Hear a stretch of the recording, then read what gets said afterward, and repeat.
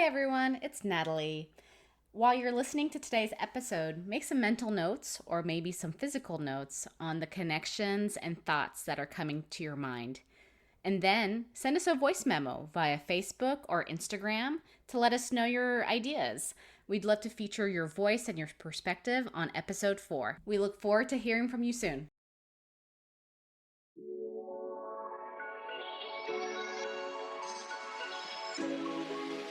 This is Natalie Lebrun. And I'm Judy Rich. Together, we welcome you to Lead Speak, school-based SLP podcast. Whether you're an SLP currently navigating leadership waters, an SLP who is eager to shape the future of speech-language pathology in schools, or a student who's preparing to join our profession, we welcome you all to this conversation. Hey, everybody. Glad you joined us. Natalie, how are you? I'm great. How are you, Judy? I'm really good. Listen, we're going to jump into our topic today, and I'm going to pass it back to you to interview our guest. Awesome. So today we have Dr. JoAnn Wiechmann. She is a leader in the state of Texas and across the country as a speech-language pathologist. She started her career in Decatur, Texas as a speech-language pathologist for Wise County Special Education in 1986. Then, over the next 2 decades, she served in a number of school districts across the state of Texas and Oklahoma as an SLP. JoAnn then held the title of Coordinator of Special Education Evaluation for Pasadena ISD for the next 9 years. Shortly thereafter, JoAnn served as both a lecturer at the University of Texas at Dallas in the Department of Brain and Behavioral Science, while also being the Special Education Compliance Coordinator for Irving ISD in Irving, Texas. In that role, JoAnn managed a team of 35 SLPs and coordinated the district's evaluation teams. She oversaw special education compliance efforts, managed contracts for the specialized learning department, provided technical support for campus administrators and staff, and also managed private school evaluation and services, all in one role. In May of 2016, JoAnn became the executive director of special education for Grapevine Colleyville ISD until she retired in March of 2023. From her innovative work in all these roles, JoAnn was recognized as an American Speech Language Hearing Association Fellow in 2019 and received the Texas Speech Language Hearing Association Award of Honors in 2016. JoAnn has been appointed to numerous committees and board positions, included, but certainly not limited to, the Public School Advisory Joint Committee between TISHA and the Texas Council of Administrators and of Special Education, Vice President of Professional Services for TISHA, among many, many others. And you can also see all her publications in the ASHA Special Interest Groups, the ASHA Leader, the TISHA communicologists, on a lot of different topics, including ethical issues, RTI program development, supervision, and service delivery in public schools. We are so excited and so honored that JoAnn is spending some time with us here on this platform. Welcome, JoAnn. Well, thank you. I don't know whether I should feel old or tired, or maybe both. That was a lot. It was a lot. Your resume was very lengthy, so there was a lot to pick from. When I was preparing your biography, I had a really hard time finding the balance between honoring all of your amazing work that you've been up to, but also trying to keep it succinct enough so we actually get to hear your voice in this episode. I couldn't help but to wonder, though, when I was reading through your experiences, about your path to leadership and what lies beyond the black and white of your resume. So could you tell us a little bit more about your journey to where you are today? Absolutely. I would have to say probably the first words that come to mind are unexpected and the word innate, which seem very polar opposite. The unexpected comes from the standpoint of I was the first in my entire family to go to college. So I really didn't have a role model of what a leader looks like, which is what leads me to the innate piece, because I always just felt like leadership was just in me. Um, Not that I needed to control the situation, but I was constantly looking at how could we do things more efficiently, um, more time effective. And then the other piece that I would also say is unexpected when I think about the unexpected part is it's pretty rare for a speech language pathologist to end up in the path that I did because I was never a classroom teacher and I was never a diagnostician. And if you think about executive directors or even directors of special education, good grief, I would say by far the majority were diagnosticians. Um, and so I just feel like it's very rare to have the opportunities that I had, but I absolutely loved them. Going back to the part about the innateness, I'm an Enneagram 1. I don't know if you guys are familiar with Enneagrams, but I'm an Enneagram 1. So I have a desire for continuous improvement, for refining things, for making things better. Um, Certainly not to imply that things are bad as they currently are, but just simply to make things more efficient. Judy, do you know your Enneagram? I don't know my Enneagram number. JoAnn could probably assign me a number, she knows me so well, but if you know yours, Nat, just tell the group yours. I do. I'm a 3. And my most recent boss was a 1, and I loved working for her. I just loved it. I knew exactly what I was gonna get every time I saw her. I knew that things were gonna be very organized and, like, she was very kind of, like, rules-based and fairness, and I just thought that was fantastic to work for. Well, I hope people felt that way working with me. I do feel like an Enneagram 1, some people referred to it with the adjective perfectionist, but the other term that I actually embrace more is reformer. And the reason I feel that way is I don't expect perfection of anyone.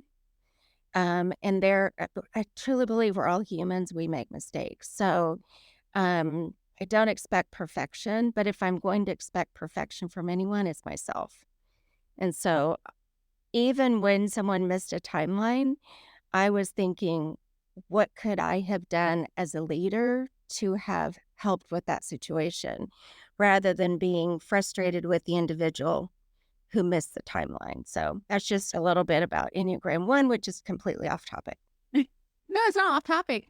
I really enjoyed working for an Enneagram 1 because I knew that she would always be working really, really hard, right? Like, and she was always so much harder on herself than anybody else, and she would adjust what she's doing in order to meet other people's needs. And I just really, really appreciated that so much as her direct report. So I So liked it. you're a reformer, you're a hard worker, you are drawn to continuous improvement. That's like a magnet for you. You want to make things more efficient and time effective. So, given all those things about you, what three leadership attitudes are important to you that you've either learned along the way from people that you've worked with or that are innate within you? Because you talked to us a little bit about that. What three leadership attitudes really drive you? These are not in any particular order, but I do feel like relationships are absolutely critical. Um, I always felt that if I didn't know my staff and know them well and know what ticks them and ticks them off, that I could not adapt to be the leader that they might need in any given situation. I think the second attitude I would say is refinement, which links back to what we talked about. And then third, and again, not to say that this is less important than the others, but vision. And that is knowing where you're going and where you need to go as an organization and where your department fits into the organization. So I feel like those are the three attitudes that I really have embraced and still to this day do. So talk to us a little bit more about refinement. What comes into your mind and your heart when you're saying refinement? The type of leader that I met on a regular basis with my administrative team.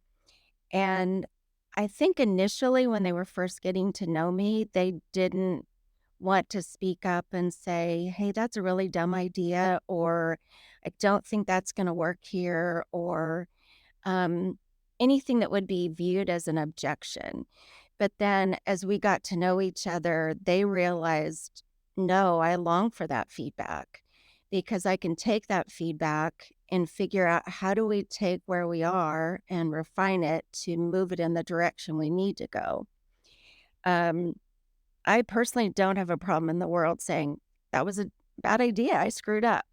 I made a mistake. If the district didn't provide a service that a student needed and was written into their IEP, my philosophy was is we own it.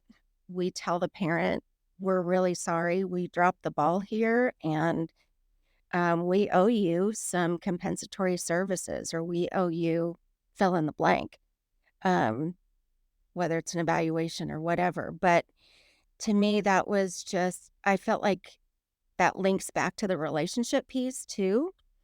Um, Because even when I look back at the relationships, I'm not speaking just to the relationships with staff, but the relationships with the parents were just as critical. Um, and I do recall there was a time in my career when um, I found myself the topic at a board meeting, and that wasn't really comfortable sitting there with a parent complaining about you.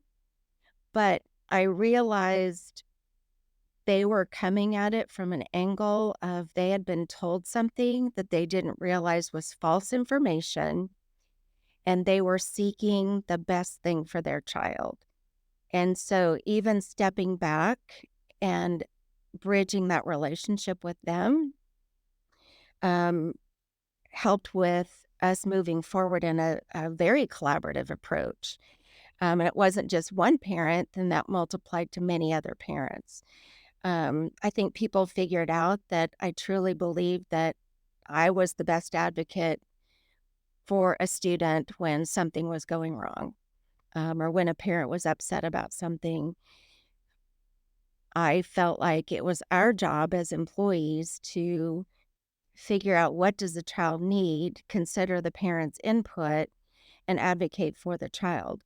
Um, if anything got under my skin, it was somebody giving excuses under the guise of adult conveniences. um, Whereas I was the one pushing to make sure that the child got what they really needed. And we'll figure out a way to refine the process to allow it to happen if that's what they truly need. So speaking of things getting under your skin, what are some of the hardest things about being a leadership role in public schools? I think of two things that come right to mind. One is a lack of open mindedness.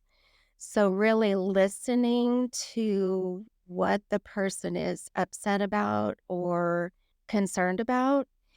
Um, so that closed mindedness, I think, is a real major barrier, and you really can't knock that barrier down. They have to allow that barrier to come down. And I felt like the way to bring that barrier down was to build relationship and trust. Um, the other thing I felt a little frustration about in my career was entitlement, where someone, it doesn't matter what role, it could be a teacher, it could be a parent, could be another administrator who just felt like they deserved something that really wasn't something that they should be expecting, or demanding.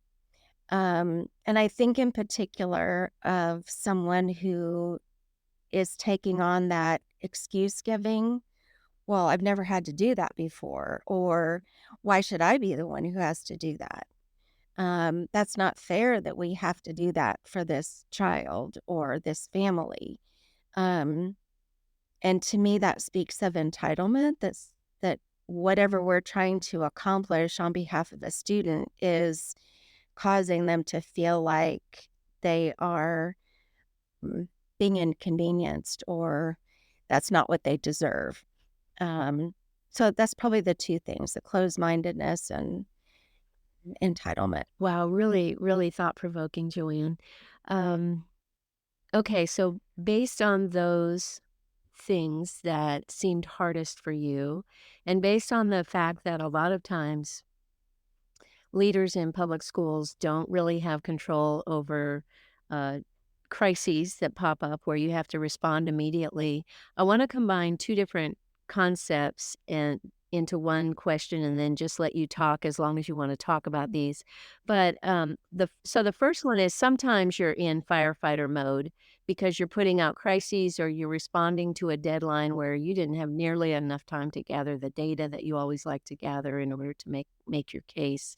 So, how did you have a method because you're an Enneagram type 1 and you love time effectiveness and efficiency? Did you have a process that you used for, planning, for getting through the year in terms of all the different seasons of the year, hiring, budget, professional learning, getting school started, end of a semester, all of the things that happen during a school year.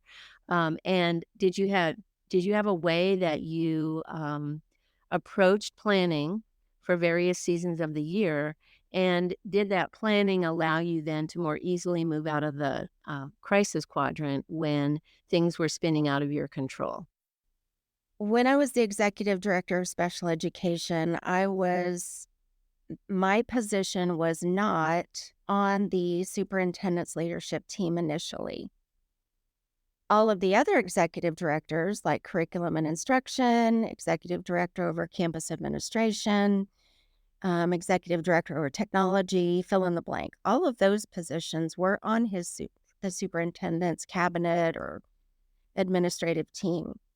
And I think at the end of my first year, maybe the second year, I asked why is special education not at the table? And they gave me the answer, which was a historical answer, and it satisfied the what I was wondering. But they said, but that doesn't mean you couldn't be. And so I was then added onto the superintendent's leadership team. And what came of that was special ed was now at the table.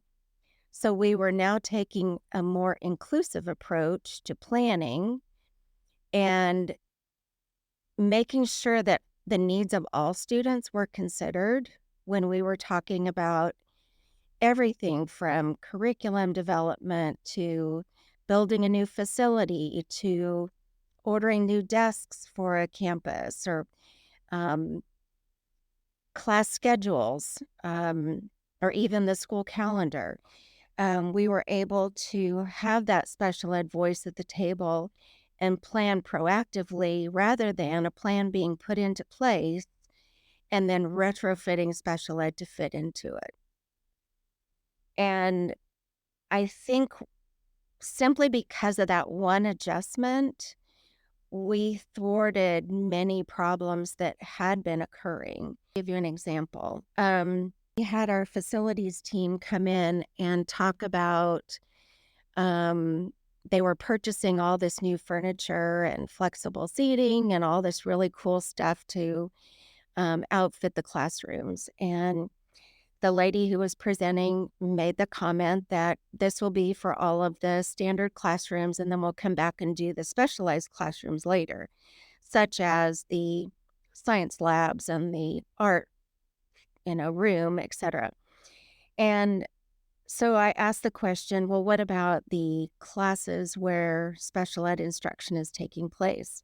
And she said, we put those classrooms in the category of specialized classrooms. We'll take care of those down the road. So I sat back and listened to the rest of her presentation and listened to some of the other questions that people brought forward, which were all great questions. But then I looked at them and I said, can somebody help me with the wording that I will need to use to explain to a parent of a student with a disability when they find out that the resource classroom or the self-contained special ed classroom is not getting the new fancy furniture? How do you want me to handle those kinds of questions? Because I promise they will happen. And the superintendent immediately looked up and said, this is a problem we need to fix now. And so they did. They made it work. But had I not been sitting at the table, that would not have been the way things would have rolled out. And it wasn't from a place of intentional exclusion. It was just simply they were planning it budgetarily and they had a method to how they were going to do it, but they weren't thinking about the impact on students who were not in the gen ed classroom all day long. You also mentioned about planning for the academic year, and a very wise leader once said to us in a meeting, and this thought has always stuck with me, and that is during the academic year, there are 2 months that are longer than any other months, and those months are October and February. And I thought, for a minute, I'm like, okay, what is he referring to? And he went on to say October because you have made it through the beginning of the school year and all the flurry of that, and you make it past Labor Day, you get a little quick break. And then you get to October, and it's like, how many weeks is October? November, December have breaks. So then we started purposefully putting a professional development day around Columbus Day, or some regions of the state call it State Fair Day, whatever day it is. But it's a long month of no breaks. It's just, and you've just made it through that push, push, push to get school going. From a special ed perspective, all your transfer ARDs are hitting because your 30-day timeline is coming due in October. And so it's just a really grueling month. And then February is long for some of the same reasons. There's not a lot of days off other than President Day. But it's during a time of the year where people are just holding on, trying to make it to spring break. And so I purposefully planned my year to pour into my staff with different little pick-me-ups during those 2 months to encourage them along when it felt like drudgery or felt like it was going on for 8,000 weeks in a month. The other thing I did very purposeful planning on when I would plan out my academic year was if there was a week where we had a day off from school, I did not plan meetings, like whole group meetings. And the reason being is some of our staff who have to ensure that all the services are provided under the special ed umbrella, such as the speech language pathologist, it was almost a punishment to them to have a day off. And then you're taking a 5-day work week, pushing it into 4 days, and then announcing to them you're going to have a whole group meeting. And that just does not sit well. So I just made sure that we did not plan our meetings around those times when they had a shortened work week to get all their services provided. I hope I answered your question, Judy. So speaking of Pasadena, I think I remember that you were the coordinator over the speech and language pathology program in Pasadena. And I do know from close observation of you as my friend that you guys did manage to laugh a lot, have a lot of fun, and do a lot of great work for children. But thinking about that role specific to SLP leadership, here's your chance, JoAnn, to reflect and give advice to aspiring SLP leaders. So those who um, are thinking that they might want to step into a leadership role, or we may have some grad students listening and who are starting on their careers. What advice would you give in addition to the really powerful things that you've said about fitting in and building relationships and building trust and doing good work? But is there anything specific that you would tell the aspiring SLP leader? So, first off, I wouldn't sell yourself short. Just because you don't have a degree in education doesn't mean you cannot advance in the system. And I do recognize that that is a big hurdle because oftentimes on an administrative job description, they will say required um, that you have to have an administrative certification. Um, I think very wise man that I worked under also used to say, you interview for your next job every day. So if you embrace that and take that to heart, you will find yourself not saying and doing certain things like, well, that's not my job.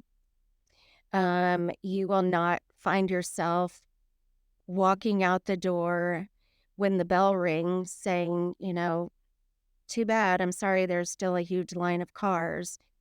You will find yourself jumping in and helping and working with others and learning the culture beyond what you do in the magical speech closet.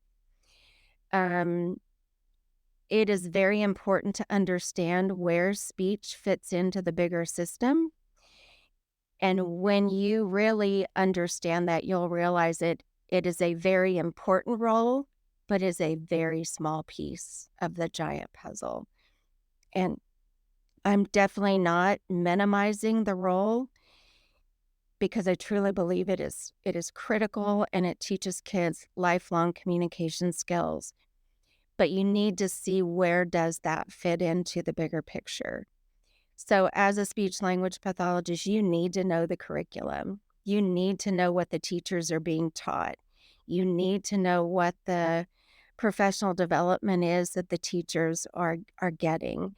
And when administrators at the campus level, if you're still at that level, start seeing you take an interest way beyond your closet, um, they will start inviting you to do things that a typical speech language pathologist wouldn't make time to do because none of us have the time to do it. It's a matter of making time to do it and making it a priority. And I remember the very first administrative task that I was given was a campus principal asked me to be the special ed team lead. And I remember thinking, what do I have to offer here? And I even asked her that. And she said, well, JoAnn, you know the curriculum.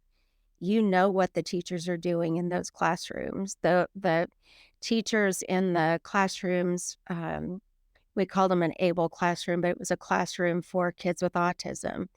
You know what's going on in the life skills classrooms, and you're the logical person to be the lead. Um, but it also, again, going back to the Enneagram 1, I liked to know the rules and where did I fit in and what can you and can't you do. And I remember sometimes someone saying, well, we can't do that, whatever that is. And then finding myself wondering, I wonder why. And then when I started digging into the why behind it, there were a lot of rules about Gen Ed that I didn't know. And just learning the student code of conduct, the discipline laws. I knew the special ed side, but I didn't know the gen ed side. And so I think you just simply have to go beyond where you are. And then people start recognizing you're willing to be a part of things. Um, if you're able to be a part of some district committees, once again, people start seeing you in a different light. And from there, the sky's the limit. And that willingness to work with others and interest in learning what other people do, I think will take you as far as you really want to go. And, So also sounds like you're being true to your Enneagram 1 self in terms of relationship and, repair and refinement. So, um, okay, so you're almost a year deep into retirement from a very, very, uh, powerful and meaningful leadership role in school districts in Texas. So talk to us a little bit about, uh, where you are in terms of your leadership and what you're doing now. I would say I've been an epic failure at retirement because I was truly retired for a week. And I think I was only successful in that because I left town and went on a trip with a friend. So I couldn't work. Um, but since then, I've been teaching at Dallas Baptist University, and my son roped me in to work for a business that he has in content restoration. And so I've learned how to do the billing for that and doing insurance estimates, which I keep telling myself is a great thing because it's warding off dementia because it's a part of my brain I haven't used before. Um, so that's okay. And it's actually been fun working with my son and seeing him make big boy decisions. And then my hobby job is I work at a quilt shop. And I love the creativity and the interface with people who come into the store who are truly artists with textiles and seeing what they are making and turning around and making things that just warms my heart. That is my stress reducer. And then recently I've had the opportunity to um, be an advocate for families who are not understanding their rights in special education. They have a child or children with disabilities, and they aren't real sure if they're understanding things correctly. And so I kind of shy away from the word advocate, but that's really what I was when I was working and being paid was I was an advocate for students in the school district. Um, I'm not an advocate that goes in and is adversarial. I just don't feel like you get anywhere in that kind of scenario. I feel like people need to be heard and treated with respect. So I've been helping them understand what is appropriate to ask for in meeting their child's needs, and how do they ask for it, and what should they expect from a school district, and that has brought joy to me to help the parents. I have a soft place in my heart for parents who have children with disabilities. I have a grandson with a disability, and I saw that process that my daughter and her husband went through in getting a diagnosis of a very rare syndrome and not knowing where things would be going and what potential he would have. And um, I remember going to her very first ARD meeting, and it was on Zoom at the time, and she hung up from the meeting and called me immediately. And this is a person who has many college degrees. She's a nurse practitioner, neonatologist, and he called me and said, "What the heck was that?" And I think we don't slow down and give the parent time to process and to be able to hear what the school's perspective is. And we forget that we're talking in acronyms. And I think we really need to slow down and remember that parent role. And I made it a priority in every department meeting to talk to them about always remember the parent, unless they adopted a child knowing the child had a disability, they didn't sign up to have a child with a disability. Um, when they found out they were pregnant and they were so excited And then when that baby, either at birth or in early childhood or in school, whenever that diagnosis comes, they didn't sign up for that. And so there truly is a grieving process, and we need to support our parents in that process.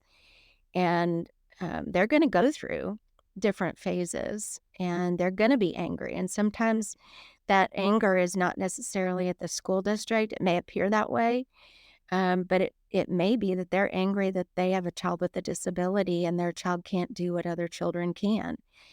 And so it's just stepping back and helping them realize we're there to help them help their child be as successful as they can be, in light of their disability, and just stretch and grow them and praise them for their accomplishments. And I think back to how far my grandson has come, and he's come leap years, just with the intensive therapies he's had.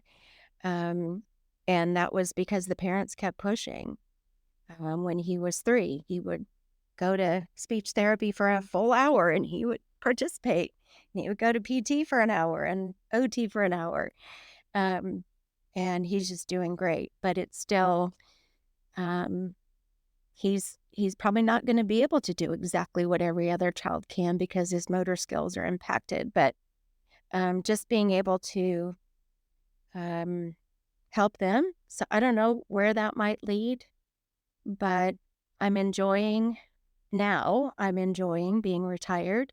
I think the first 6 months I was in mourning or grieving because I didn't know how to do life without getting up and hopping in my car at 5 in the morning to head to work. Um, but it's great. It's great. Thank you for sharing that with us, JoAnn. Now I think it's time to switch gears and go into our final 4 questions for you.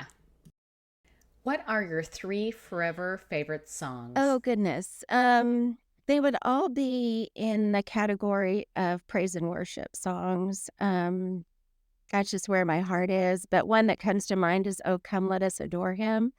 I love Christmas music, so I love that song. But I don't think I could answer a couple others. What a great forever favorite song. Wait, are you an early Christmas person? Like how early? Perhaps, yeah, maybe, yeah, perhaps, yeah. I might be one who puts the tree up really early too. I love Christmas. Why not? I used to be one of those it always went up Thanksgiving weekend, but now it like creeps in before then. What's on your nightstand Um, right now? on my nightstand, nothing embarrassing, I'll say that. Um, my Bible, Kleenex, because I'm one who struggles with allergies, hand lotion, and my phone charger, and of course a light. I mean, what's a nightstand without a light, right? Who brings you joy? Who brings me joy? My family, my dogs. I'll put them in a who category. Um, they just simply love you regardless, and they're just so excited to see you when you come home.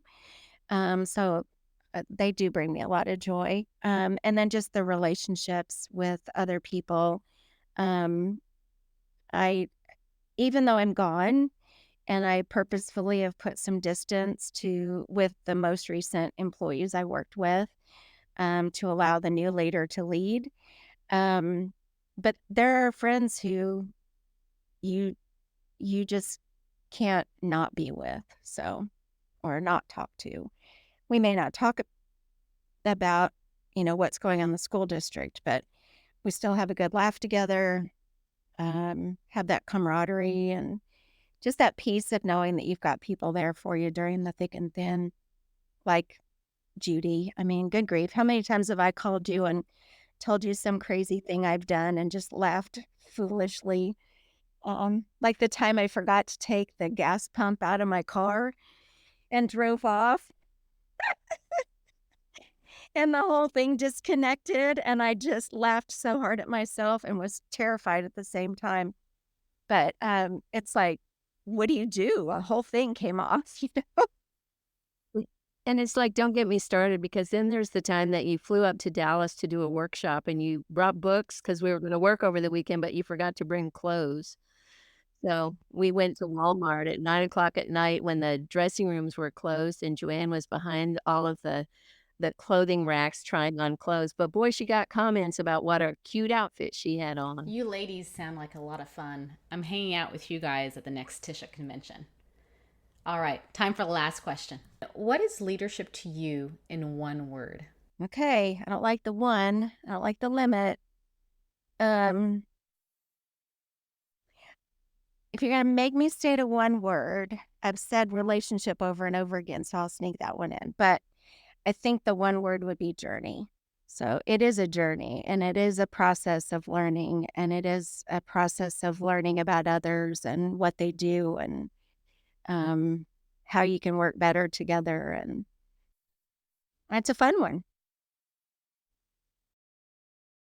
JoAnn, thank you so much for being our guest today. We learned so much about Enneagram Type 1.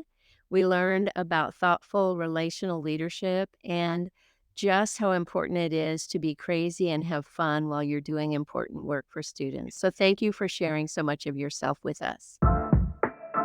Next time on Lead Speak, we will be chatting with Bethany Whitten, Director of Student Services at Miami County Educational Service Center in Ohio, on her journey to leadership at a regional and state level with her background as a speech-language pathologist. Thank you so much for joining us today, and until next time, take care.